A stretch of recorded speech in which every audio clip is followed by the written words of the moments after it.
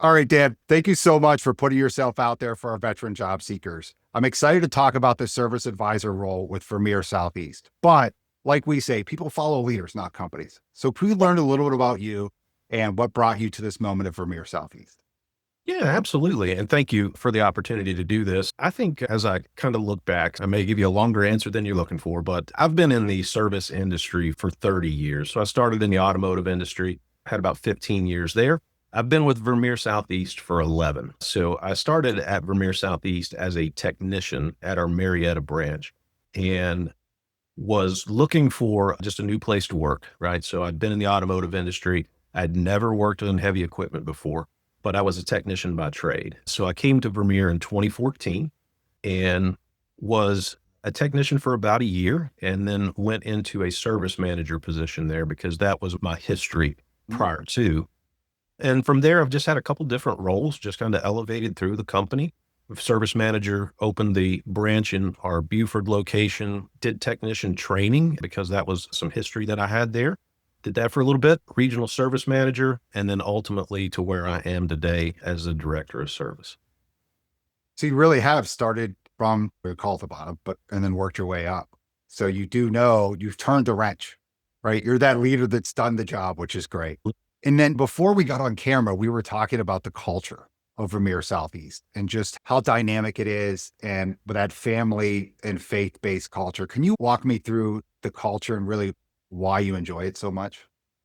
Yeah, 100%. I think if our culture to Vermeer Southeast, and I know other employers talk about their culture and you'll see it pop up on the wall or you might hear about it at the Christmas party, right? Yeah. But culture is really how we navigate our company. It was founded 58 years ago. So Vermeer Southeast, 58 years. And when it was opened, the two original founders, Mel and Merle, as they left Pella, Iowa to open a franchise of Vermeer in the Southeast, they said, hey, what's going to be the best way for us to run our company? And both Christians, both Christ followers, they said, hey, we think the Bible has the answers about how we need to operate our company, the best operating principles, how we want to treat our employees, how we want to treat our customers. And so that is the founding principles that they built this business on. And that radiates down to today. So 58 years later, hey, we're still functioning the same way. Hey, how do we want to treat our employees? How do we want to treat our customers? How do we want to interact with other vendors? And it really is our North Star. Now, that doesn't mean we're going to take attendance. We don't need your bulletin on Monday morning when you come in and verify you went to church. It means that, hey, this is the principles that this company was founded on. This is how we function. And hey, when you're wearing our logo, you're representing Vermeer Southeast. Hey, this is our level of expectation of how people will be treated, how internal employees will be treated, how customers, vendors. It's how we operate. Yeah. And again, it from coming out of the military where you have that moral due north that you have to be a just leader. And then you come out into corporate America, sometimes you feel like a spreadsheet and a number. And so this is why I wanted to highlight because everybody I've interacted with your organization touches on how that creates that human first element and Yeah. that everybody feels seen, everybody feels heard, be it an employee or a customer. And I think that's really important. Yeah, absolutely. Absolutely. It's worked for us for 58 years. Yeah. We're gonna stay with it. Amen. Getting with the service advisor role. I know Yes. we have a couple different locations, but the role's the same. Can you walk us through the day in the life week of the role of the position? Yeah, the service advisor role to us, it's a key role because you're the customer's first contact when potentially they're having a bad day, right? Yeah. They're bringing their machine in because something's wrong with it, right? The thing about Vermeer Southeast and heavy equipment in general is that people are making their living with this, right? Or they're supporting other families. They have employees. So when that machine's down, it's there's a cost associated with that. That particular role, again, you're that first contact for that customer. So what that role looks like on a day-to-day basis is the intake of customer machines. So customers show up at the local dealership. You're going to meet them. You're going to address them at the machine. You're going to review their concerns, and we're going to discuss options with the customer. Hey, here's what you have going on. Here's my timeline of being able to get your machine in the shop. Here's when I can get you a quote. You're going to go through that gamut with that customer. Set that level of expectation up front about what they can expect to experience while they're at your service facility. You're going to schedule, right? Hey, we're going to have multiple pieces of equipment that we need to navigate through our locations. We need to get in the technician's hands. You're going Mhm. to be responsible for getting a shop schedule, helping maintain a shop schedule, keeping that flow in that shop. You're going to be communicating frequently with customers, keeping them up to date with where their machine's at in the process, how much the repairs are going to cost, getting approval for items that they need repaired. So maybe not even just the concerns that they came in for, but maybe some additional stuff that we have found or stumbled across in some of the diagnosis process. They real quick, so they're not the project manager too, are they managing that as that it's going through the repair? Are they tracking all that too? Correct. Yeah. So Oh, they wow. Okay. That's more in depth than I expected.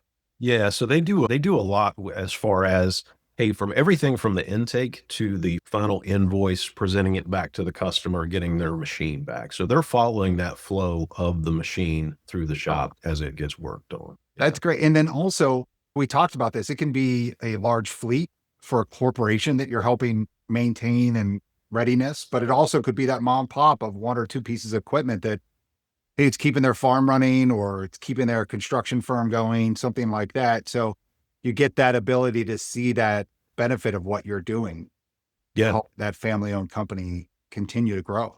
Yeah, 100%. We talked about this earlier, but we just have a wide range of customer base. So like you said, everywhere from customers that own one piece of equipment and they're a owner operator to large accounts, what we call corporate accounts, or just large companies that may own 130, 150, 200 pieces of equipment. Yeah. So it's broad. Yeah, And really what we're looking for then is strong communication skills, right? Being the calm in the storm, the customer's energy is going to come at you. Don't rise up to them, help them come down to you. Right? 100%. So you can get that strong clerical skills, attention to detail, because you are going to be flowing from that initial intake all the way through to the end, invoicing paperwork. So there's a lot of, you have to be very detailed there that no errors happen at that flow point. And then technical enough to be able to operate in an industrial environment, but not so technical that you need to be able to go in there and turn the wrench. 100%. Yeah. So I think a couple things you hit on there were real key. So organization, right? Mhm. Because as we discussed, that cradle to grave customer experience, right? So right up to Yeah. end. So you have to have some organization. You have to have, while we do have internal tracking to help make sure that processes are followed and people are Mhm. followed up within a timely manner, it's only as good as the person operating those about the systems, things like that. Strong systems, strong follow up, a strong level of communication. Those are all very key to that. And obviously, it's a very, I'll say obviously, but it's very computer Mhm. oriented. You're doing 90% of your job on a computer. So you do have to have a lot of typing computer skills. Not going to know our software out of the gate, but you got to be comfortable with software. We'll teach you the software. Just got to be comfortable with navigating that computer. Yeah, absolutely. Yeah.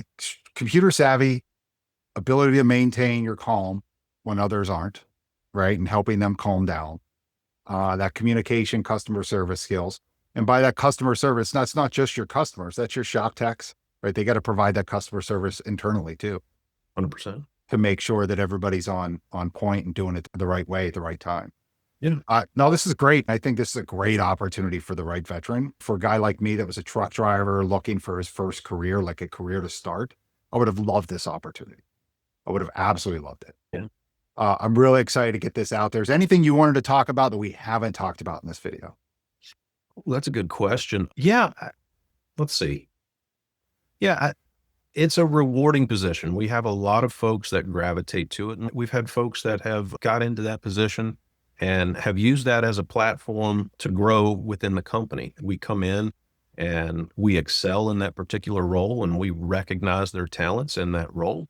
And that's opened additional doors for them. We do have people that have started in that role and then have became service managers. We've had them in that role and they desire to maybe transition to the shop if they have the technical skills. So we've seen that role grow into just different opportunities for people. So it's been a really solid role for us. We enjoy it. There's a lot of satisfaction in that.